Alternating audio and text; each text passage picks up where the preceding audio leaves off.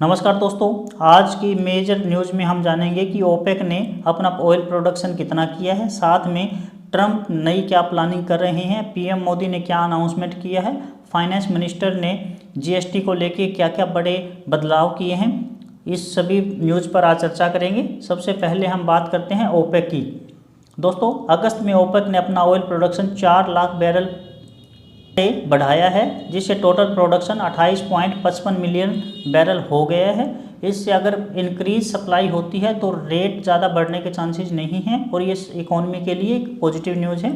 दूसरी तरफ Donald Trump ने कहा है कि जो रसिया से ऑयल परचेज करते हैं उनके ऊपर मैं हैविली टैक्स लगा सकता हूँ। ये बात उन्होंने न्यूयॉर्क पोस्ट के थ्रू कही है। नेक्स्ट जो हमारी न्यूज़ है, प्राइम मिनिस्टर ने अनाउंस किया है कि सिंगापुर की एक कंपनी है सेमिकॉन, वो इंडिया 2025 में हिस्सा लेंगी।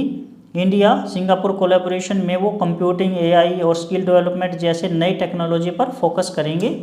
फाइनेंस मिनिस्टर ने एसी, टीवी और डिश वॉशर जैसे कंज्यूमर ड्यूरेबल पर टैक्स 22% से घटाकर 18% कर दिया है। इससे होम अप्लायंसेस जैसे केआई, पॉलीकैब, एबीबी, सीमेंस ऐसी कंपनीज के ऊपर पॉजिटिव इम्पैक्ट रहेगा। साथ में उन्होंने ये भी कहा है कि वो कार्बोनेटेड और नॉन अल्कोहलिक ड्रिंक के ऊपर 40% का टैक्स लगाएंगे। इससे दोस्तों जो वरुण बेवरेजेस जैसी कंपनी है उनके लिए ये नेगेटिव इम्पैक्ट रहेगा। कार सेक्टर के लिए भी उन्होंने अपडेट दिया है कि 1500 सीसी से ऊपर इंजन वाली मिड साइज्ड और लार्ज कैप साइज पर वो 40% तक टैक्स लगाएंगे। मतलब साफ है दोस्तों कि वो आम आदमी को तो फ़ायदा पहुंचाना चाहते हैं, लेकिन जो कैपेबल है, रिच है, जो लग्जरी प्रोडक्ट को यूज करते हैं उनको वो ज़्यादा टैक्स स्लैब में रखना चाह रहे हैं। जो हमारी न्यूज़ है वो सीमेंट इंडस्ट्री के लिए है। 28% से घटकर 18% जीएसटी हो गया है। और नेक्स्ट जो हमारी न्यूज़ है वो इलेक्ट्रिकल व्हीकल को लेके है। पहले ये रूमर्स था कि इलेक्ट्रिकल व्हीकल के ऊपर टैक्स स्लैब 5% से या तो कम हो सकता है या ज़्यादा हो सकता है, लेकिन रेवेन्यू सेक्रेटरी ने कहा है कि वो उन्होंने मेंटेन रखा है, कोई भी बदलाव नहीं हुआ है। अब दोस्तों बात करता हूँ मैं 1 साल के हाई और लो स्टॉक्स के बारे में। M&M 1 साल के हाई पर पहुँच गया है, 3432 बाउन वीक का हाई था जो 3481 हो गया है। मुथूट फाइनेंस 2807 का 1 साल का हाई था, 2826 पे ट्रेड कर रहा है। नाइका 238 का बाउन वीक हाई तोड़ के नया 239 बना दिया है। पेट्रोनेट और सन फार्मा 1 साल के लो पर नहीं पहुंचे हैं, लेकिन पहुंच सकते हैं, थोड़ा सा ही डिफरेंस है। पेट्रोनेट 268 बाउन वीक लो है और हाई प्राइस है 274 रुपये, और सन फार्मा 1553 बाउन वीक लो है और आज का मार्केट प्राइस है 1582, थोड़ा ही डिफरेंस है, तो ये कभी भी जा सकता है। अब बात करते हैं नेक्स्ट न्यूज़ की। 86th जीएसटी काउंसिल में दोस्तों 2 ही स्लैब रखे गए हैं, 5% और 18%। पहले 5, 12, 18 और 28 4 स्लैब थे, उनको इन्होंने सिर्फ सिंप्लीफाई करके 2 स्लैब में ही रख दिया है। लेकिन साथ में उन्होंने टबैको, पान मसाला और लग्जरी गुड्स के ऊपर 40% तक टैक्स लगा दिया है और ये सभी टैक्सेस 22 सितंबर से लागू होंगे। दोस्तों गोल्ड एंड सिल्वर के ऊपर 3% का जो टैक्स रेट था वही मेंटेन किया है, उनको ना घटाया है ना बढ़ाया है। और साथ में इंडिविजुअल लाइफ और हेल्थ इंश्योरेंस पॉलिसी के ऊपर जो जीएसटी लगता था वो बिल्कुल ख़त्म कर दिया है। और एक खबर कोल इंडिया को लेके है। जीएसटी काउंसिल ने कोल के ऊपर टैक्स बढ़ा दिया है, 5% से 18% कर दिया है। ये कोल इंडिया के लिए नेगेटिव न्यूज़ होती, लेकिन साथ में उन्होंने एक कंपनसेशन सेस लगता था 400 रुपये पर टन के हिसाब से, उसको ख़त्म कर दिया है, तो कोल इंडिया के ऊपर बहुत ज़्यादा इम्पैक्ट नहीं पड़ेगा।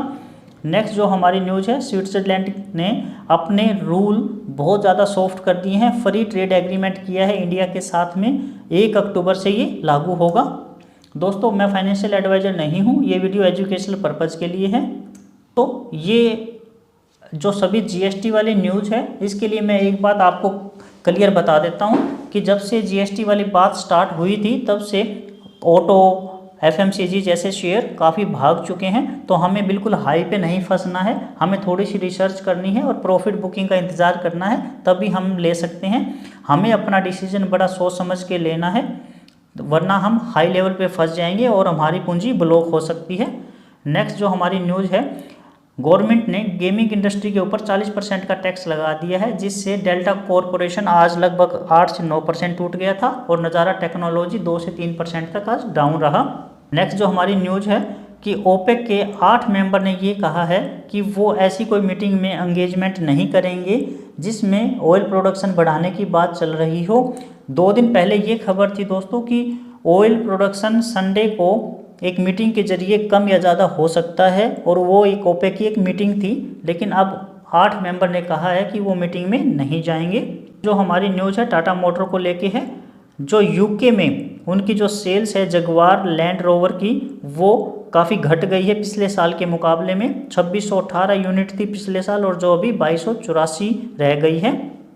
फार्मास्यूटिकल को लेके उन्होंने एक ब्लॉक डील की है, 102.71 करोड़ रुपए की ये डील है, और 901 रुपये 85 पैसे पर शेयर के हिसाब से ये डील हुई है। तो ये थी आज की मेजर न्यूज़। आप वीडियो को लाइक ज़रूर करना। आपकी फेवरेट मेजर न्यूज़ कौन सी रही कमेंट करके आप मुझे बताना। एक वीकली स्टॉक एनालिसिस करते हैं एवरी सैटरडे, उसको आप देखना मत भूलिएगा। चैनल को सब्सक्राइब करें, बेल आइकन को ऑन करें। Thank you for watching this video. नमस्कार दोस्तों।